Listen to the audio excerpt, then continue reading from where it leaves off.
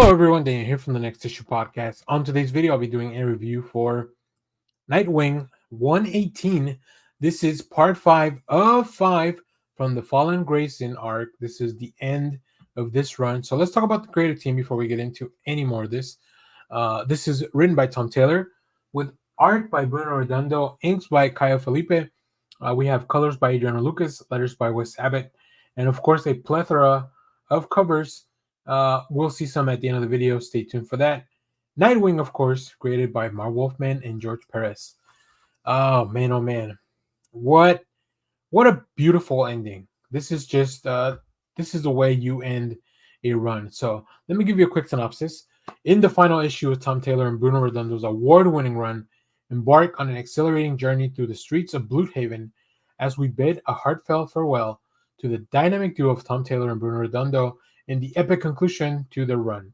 With Nightwing's fears of heights overcome, check out the last issue, he returns to Bloodhaven for one final face-off with Heartless and Tony Suko.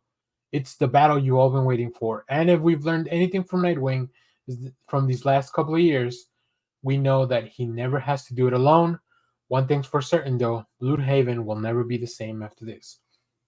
So I'm going to do a separate video where I talk about like this last arc and maybe a little bit of my thoughts, more my high level thoughts on the complete run of Tom Taylor and Bruno Redondo. I'm still putting that together, and there's a lot more people that were involved in this. Of course, there was like different artists that showed up, that in between arcs and stuff like that. So definitely we'll talk about that. As far as this issue, it's just a really great way to close it out. There's been a whole thread all throughout Tom Taylor's run, and specifically this last arc. And this is the only way I think that this could have finished. Like the synopsis mentioned, Nightwing is never alone, and that's what makes him very different from Batman. And I love that. I think that Tom Taylor and Bruno Redondo have kind of redefined and updated the character to work in a more contemporary time as the flip side of the Batman coin, where he can do some of the things that Bruce can't. And he understands that he can't do some things, so he asks for help. Right? Whereas Bruce, obviously, a little bit more stubborn there. And he's been through a journey. I was not fully sold on the character of Heartless for a long time, but I think this last few arcs really cemented his presence as a villain. I don't know what the future holds for a lot of these characters. We'll have definitely, of course, we're having a new team, but I have been picking up this run since the beginning, and to this issue does not disappoint. So let me pull up some of the art so I can talk about Bruno Redondo and some of the things that I love about it throughout the whole run. First of all, the use of the coloring and the inks, the shadows, and even just the weird offshoot of colors that we have, right? I think Bruno Redondo had a lot of time and a lot of ideas to experiment on this run, and I think that was a lot of fun. And I feel like this is a great way to let an artist really express themselves. But this one goes a little bit more back to the traditional storytelling. We see Heartless here preparing. We see Nightwing also preparing, right? Dick Grayson, who's had this beer for a little while now. And then, of course, the family coming together to try to take the leverage away from Heartless. But I love that he really confronts Heartless as Dick Grayson first, because people thought that Dick Grayson, like, he set him up to be take the fall for being Heartless, and obviously this is disproven in this issue, along with a lot more things. So yeah, this issue just really stuck the landing, no pun intended.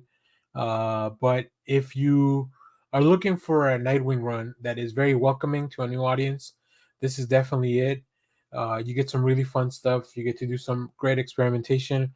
But overall, the thematic stuff remains consistent throughout. And I want to see where we go from here. I picked up these two covers. This one was really cool. Just Nightwing running and with the family and kind of saying goodbye at the end, which is really cool, by Bruno Redondo. And then also the main one with which evokes a lot of the first volume, Leaping into the Light. This one, he's falling backwards as he would with a safety net because he knows there are people there that will help him, if he's falling. So, really great stuff. I love it. I really, really enjoy this issue. I really enjoy this run, and I can't wait to see where we go from here with this character. But this is gonna go down as just one of my favorite runs. One of my great way to close out the issue. I won't show you the spoiler or anything. There's a really, really cool thing on the back page, but you do have. I'm gonna block it here with this other cover. You do have the team saying goodbye here at the end, which is really cool. It's really cool that they had a whole moment to do that. So, if you have read this issue, let me know what you thought about it down in the comments. As always, thank you for watching, everyone. Let me know which cover, if any of these you picked up, or maybe some of the other ones you'll see at the end of the video. And of course, stay tuned because we'll have another video on the overarching arc and the run. And of course, we'll have more comic reviews, trailer reactions, TV recaps, all that fun stuff in the channel. And as always, thanks for watching, everyone. Bye bye.